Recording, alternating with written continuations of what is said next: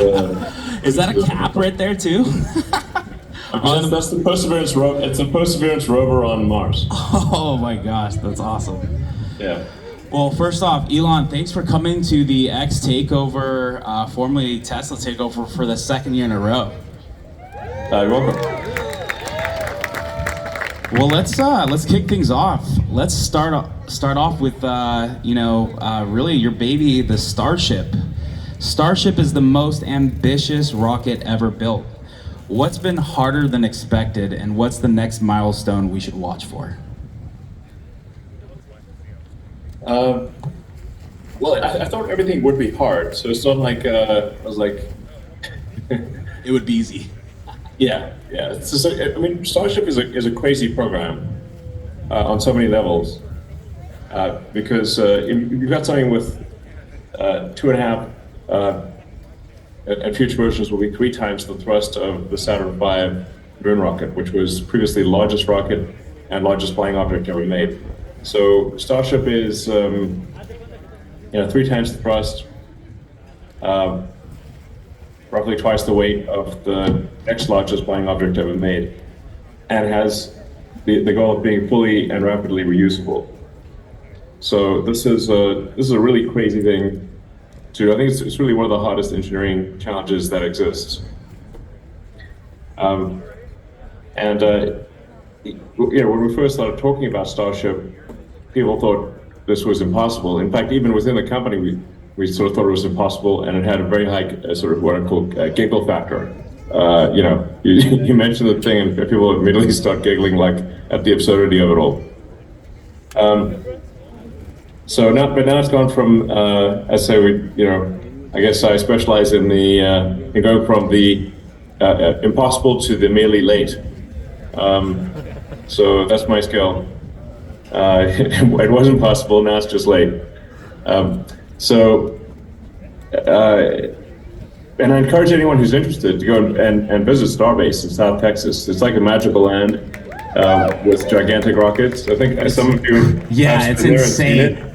It's very inspiring. It's like a take friends and family. It's on a major highway, so you can see things quite close up, and really get a sense for the scale of the rocket and the factory and everything. So it's very cool. I guess the thing that I thought would be hardest currently is the hardest, which is the creating a fully reusable orbital heat shield, which has never been done before. So normally the heat shields are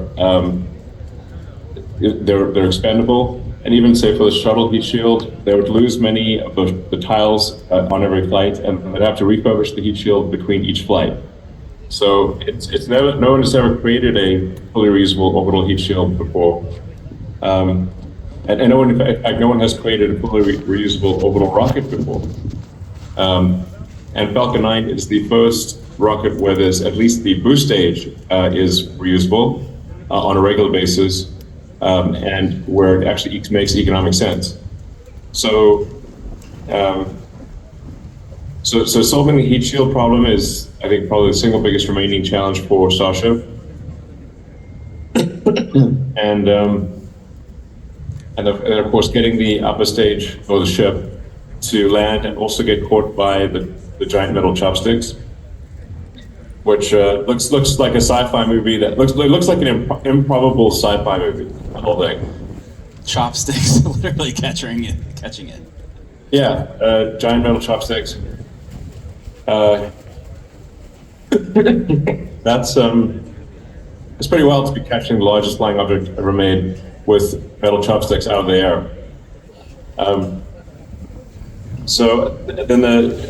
But I'm hopeful that the ship will be recovered maybe this year, but certainly I'd say in the first half of next year. And then there'll be further improvements to make the ship and the booster not just reusable, but fully and rapidly reusable, which will actually drop the cost per flight, cost per ton of payload of Starship below that of a Falcon 1 rocket, of an expendable Falcon 1. So that getting 100 tons or more to orbit of useful payload will cost less than a rocket that would ordinarily deliver half a ton. That was Falcon 1.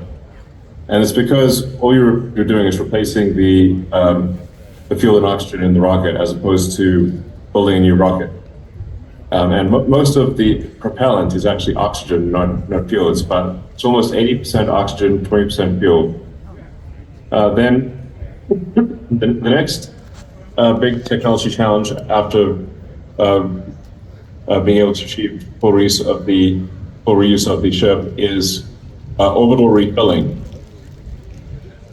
where we actually refill propellant from orbit, like aerial refueling. In this case, it's orbital refilling. I say refilling, not refueling, because most of what's transferred is actually liquid oxygen as opposed to fuel.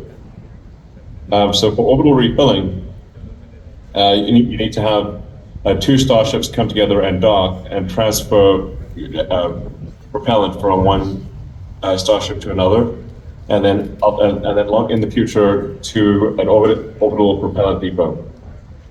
Yeah, so that's the situation. It doesn't sound hard. I mean, it is very achievable. There's nothing